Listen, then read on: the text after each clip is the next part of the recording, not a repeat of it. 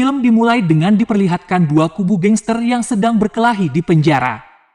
Para sipir yang melihat itu harus menggunakan water cannon untuk membubarkan kerusuhan tersebut. Situasi itu membuat kepala sipir harus memikirkan bagaimana menciptakan kedamaian di dalam penjara, karena saat ini dia sedang dalam peninjauan promosi jabatan. Kemudian kepala divisi keamanan, yang bernama Tuan Lee, mengatakan bahwa dia akan mencoba membujuk kedua gangster itu untuk berdamai. Setelah kejadian tersebut, salah satu pemimpin gangster yang bernama Doksa terlihat sedang mandi. Sementara di tempat lain pemimpin gangster bernama Daeho berencana membunuh Doksa karena dia ingin menjadi penguasa satu-satunya di dalam penjara tersebut. Akan tetapi, rencana dari Daeho berhasil digagalkan oleh sipir penjara. Keesokan harinya, kepala sipir memberitahu Tuan Lee bahwa dia harus mempersiapkan diri karena tidak lama lagi akan kedatangan seorang narapidana baru, bos mafia kelas kakap yang paling ditakuti di Korea. Kepala sipir memastikan bahwa segala sesuatunya akan menjadi lebih kacau. Namun, Tuan Lee berpendapat sebaliknya. Jika ada seseorang yang lebih kuat dari kedua kubu gangster ini, maka hanya ada satu pemimpin yang akan mendominasi, dan keributan yang telah berlangsung begitu lama akan teratasi dengan sendirinya. Di sisi lain, saat para narapidana berkumpul di lapangan, Doksa menantang Daeho untuk berkelahi. Doksa tahu bahwa Daeho diam-diam ingin membunuhnya seperti seorang pengecut. Daeho pun menerima tantangan itu, dan mereka berjalan ke sudut lapangan tempat para narapidana sering berkelahi. Perkelahian antara dua kubu gangster itu pun terjadi.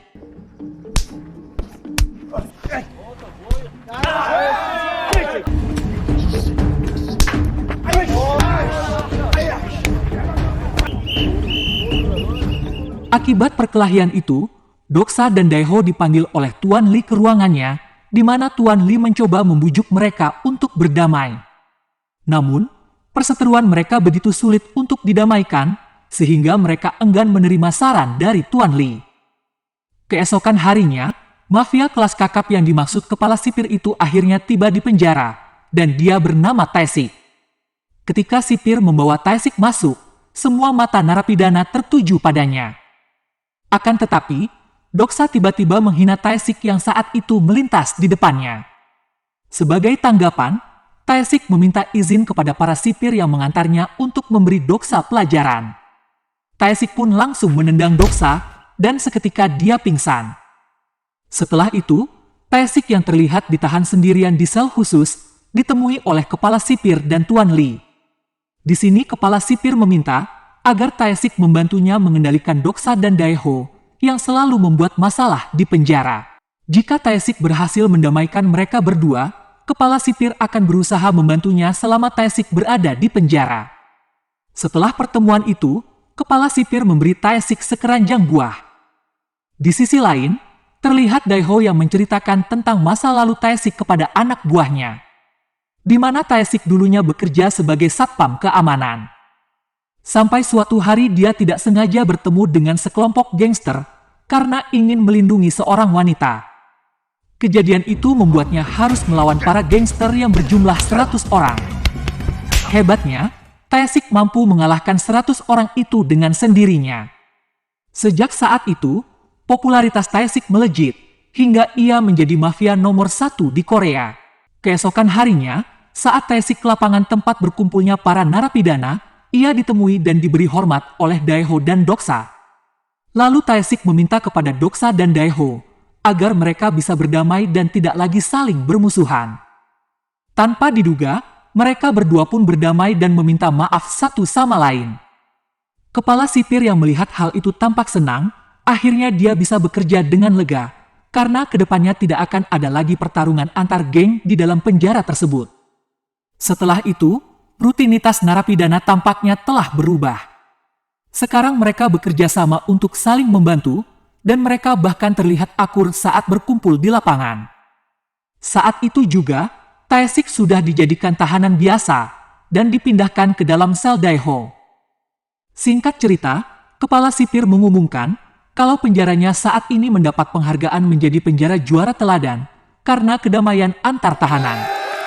Dan dia juga mengatakan, kalau dirinya kini sudah naik jabatan dan akan dipindah tugaskan sesuai jabatannya saat ini.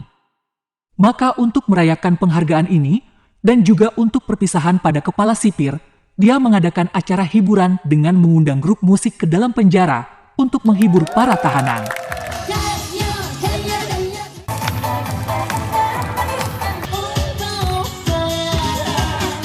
Beberapa hari kemudian, kepala sipir baru yang bernama Jo Pyong-ho tiba di penjara tersebut. Lalu Tuan Lee pun menjelaskan semua tentang penjara ini kepada atasan barunya, termasuk kedamaian dan ketenangan yang mengelilinginya semenjak kedatangan Tae-sik. Oleh karena itu, mereka sangat bergantung pada Tae-sik untuk menjaga perdamaian. Mendengar hal itu, bahwa penjara bergantung pada mafia, Jo Pyong-ho sangat marah sehingga dia memukul pantat Tuan Lee dengan tongkat golf. Setelah itu, terlihat Tuan Lee dengan ekspresi wajah penuh marah masuk ke dalam sel, meminta semua tahanan untuk berkumpul. Di saat salah satu tahanan yang terlihat bermalas-malasan, membuat Tuan Lee sangat marah dan memukuli orang tersebut. Terlihat Tae-sik yang menyadari bahwa sesuatu telah terjadi. Dia meminta Doksa dan Dae-ho untuk bekerja seperti yang diperintahkan oleh Tuan Lee. Saat para narapidana sedang bekerja membersihkan area penjara, Jo Pyong-ho dan beberapa sipir penjara masuk ke dalam sel untuk memeriksa barang-barang milik para tahanan. Para sipir yang memeriksa sel itu menemukan banyak rokok, pisau, dan bahkan obat terlarang.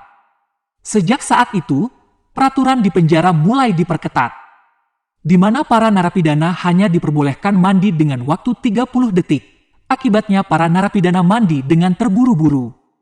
Bahkan jatah makanan mereka tampak tidak mencukupi dan berkurang. Di sisi lain, saat Jo Pyong-ho berdiri di depan sel Tae-sik, Tae-sik tampak terkejut melihat kepala sipir baru adalah Pyong-ho dan teringat akan kejadian yang membuatnya masuk di penjara.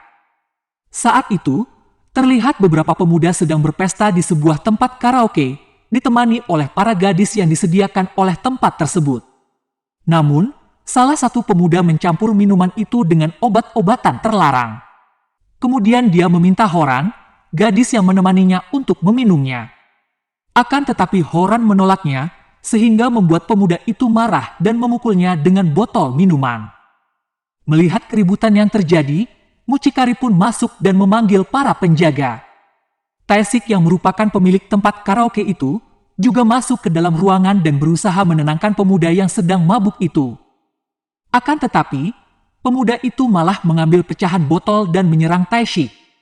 Namun sialnya, pemuda itu tidak bisa mengendalikan dirinya, sehingga dia terpeleset dan pecahan botol itu mengenai dirinya sendiri, yang membuatnya tewas seketika. Setelah kejadian tersebut, pemuda itu diketahui kalau ternyata dia adalah putra Pyong-ho. Hal itulah yang membuat Tae-sik dimasukkan ke dalam penjara dan divonis selama 5 tahun. Dan diketahui juga, sebelum Tae-sik masuk penjara, dia menikah dengan Horan. Di sini Pyong-ho mengatakan kalau semua hal itu adalah ulah dari dirinya. Dia juga menegaskan kalau Tae-sik tidak akan pernah bisa bebas dari penjara ini. Ia juga berniat ingin menyiksa Tae-sik dan memfitnahnya agar hukumannya ditambah dengan hukuman seumur hidup. Kemudian, Pyong-ho meminta para sipir untuk mengikat dan memukulinya.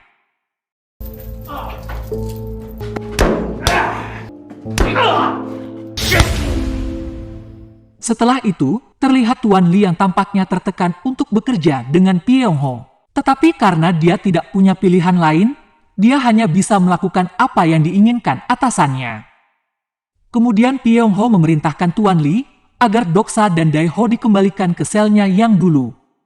Dia juga meminta untuk membuat Doksa dan Dae-ho tetap berselisih seperti sebelumnya, agar Pyong-ho bisa merasakan aura penjara yang sebenarnya.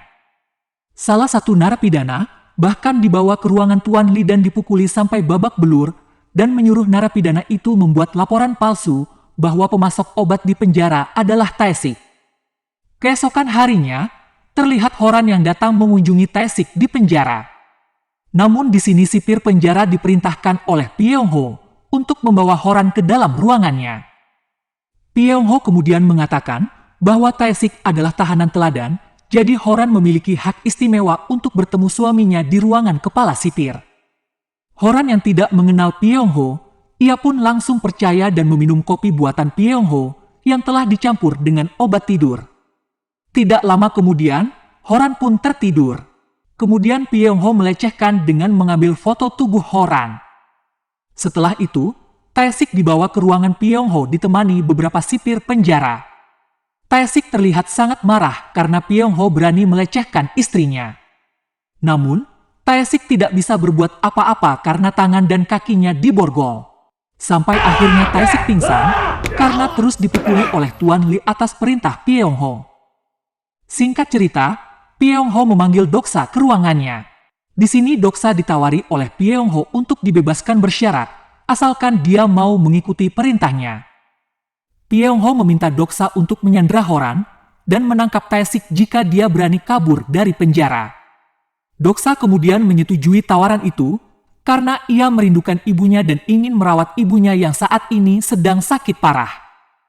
Keesokan harinya, dengan bantuan sesama narapidana, Tae-sik menarik perhatian sipir penjara ke sel khusus di mana Tae-sik terlihat sedang berpura-pura mati.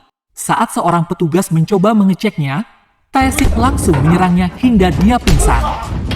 Setelah itu, dia menyamar sebagai sipir penjara, dan kemudian Tae-sik ke lapangan menemui Daeho dan anak buahnya. Di sana Tae-sik meminta kepada mereka untuk membantunya menghabisi Pyong-ho. Namun salah satu anak buah Daeho tidak setuju dengan rencana Tae-sik, karena mereka curiga ada yang tidak beres, terutama saat mereka mengetahui bahwa Doksa tiba-tiba telah dibebaskan bersyarat oleh Pyong-ho. Mendengar hal itu, Tae-sik menyadari bahwa Horan dalam bahaya. Tae-sik pun akhirnya meminta Daeho dan anak buahnya untuk membuat keributan agar dia bisa kabur dari penjara. Saat keributan itu berlangsung, terlihat Tae-sik dapat dengan mudah berjalan menuju pintu keluar. Saat Tae-sik membuka pintu penjara, Tuan Lee melihatnya dan mengetahui dia akan kabur. Akan tetapi, dia malah membiarkan Tae-sik untuk kabur. Dia pun terlihat senang melihat Tae-sik berhasil keluar dari penjara. Setelah itu, Tuan Lee menemui Pyong-ho dan melaporkan kalau Tae-sik telah kabur dari penjara. Namun Pyong-ho terlihat tenang karena dia sudah menduga kalau hal ini akan terjadi. Ia mengatakan kalau saat ini dia mengutus Doksa di luar untuk menangkap Tae-sik. Di sini Pyong-ho meminta Tuan Lee agar tetap tenang dan menganggap tidak terjadi apa-apa. Kemudian dia menyuruh Tuan Lee untuk mempersiapkan diri, karena dalam 2 jam Pak Menteri Hukum akan datang mengunjungi penjara tersebut. Mengetahui hal itu, Tuan Lee segera mengatur para tahanan serta para sipir penjara, dan meminta mereka untuk bertindak seolah-olah tidak ada yang terjadi. Di sisi lain, Tae-sik yang berada di luar penjara segera mencari keberadaan Horan, hingga akhirnya dia bertemu dengan beberapa anak buah Doksa. Di sini anak buah Doksa mencoba menghajar Tae-sik, namun dengan mudahnya Tae-sik dapat melumpuhkan mereka. Setelah itu Tae-sik menanyakan keberadaan Doksa. Di dalam penjara, terlihat Pak Menteri yang tiba di penjara disambut oleh Tuan Lee dan beberapa wartawan. Di tempat lain, akhirnya Tae-sik bertemu dengan Horan. Saat Tae-sik dan istrinya hendak pergi, datanglah Doksa bersama petarung terbaiknya yang langsung menyerang Tae-sik.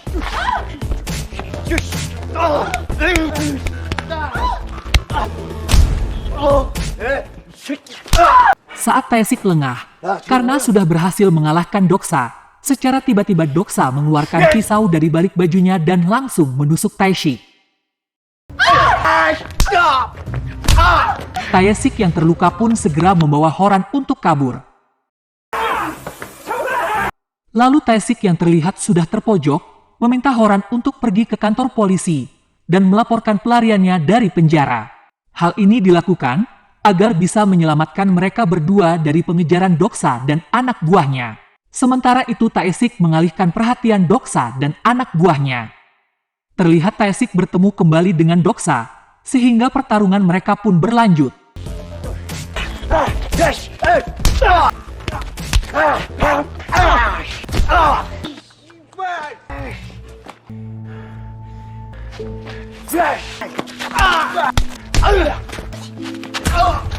Setelah pertarungan yang begitu sengit, mereka berdua pun akhirnya tergeletak tak berdaya. Di sini Doksa mengatakan kepada Taesik bahwa dia saat ini telah dimanfaatkan oleh Pieng Ho. Namun ia juga telah membocorkan banyak informasi tentang kebusukan Pieng Ho kepada teman reporternya. Hal itu dia lakukan agar kejahatan Pieng Ho segera berakhir. Kemudian Doksa pun menghubungi teman reporternya dan Taesik pun memberikan informasi yang terjadi sebenarnya di dalam penjara. Di sisi lain, saat Pieng Ho dan Pak Menteri sedang menikmati segelas kopi, mereka dikejutkan dengan kedatangan para reporter yang menanyakan tentang kaburnya Taesik dan meminta konfirmasi atas dugaan bukti dan saksi palsu yang dibuat oleh Pieng Ho untuk memberatkan hukuman Taesik. Pieng Ho yang terlihat tidak siap menghadapi pertanyaan-pertanyaan itu, kemudian memerintahkan Tuan Li untuk mengusir para reporter itu. Pak Menteri yang mendengar hal ini, dia langsung memerintahkan bawahannya untuk memeriksa rekaman CCTV penjara dan ponsel milik Pieng Ho. Di sini Pak Menteri melihat beberapa bukti di ponsel Pieng Ho, beserta foto pelecehan terhadap Horan. Saat itu juga Pak Menteri menyuruh bawahannya untuk menangkap Pieng Ho. Sementara itu di luar penjara, Doksa dan Taesik dengan tertatih-tatih kembali ke penjara. Para sipir yang melihat itu langsung datang untuk membantu dan membawa mereka berdua masuk ke penjara. Di akhir cerita, suasana penjara pun kembali damai dan tenang seperti sebelumnya. Doksa dan Daeho kembali bersama, dan Taesik terlihat memimpin para narapidana di penjara. Bahkan Tuan Li juga telah dipromosikan dan diangkat menjadi kepala sipir penjara, dan film pun berakhir.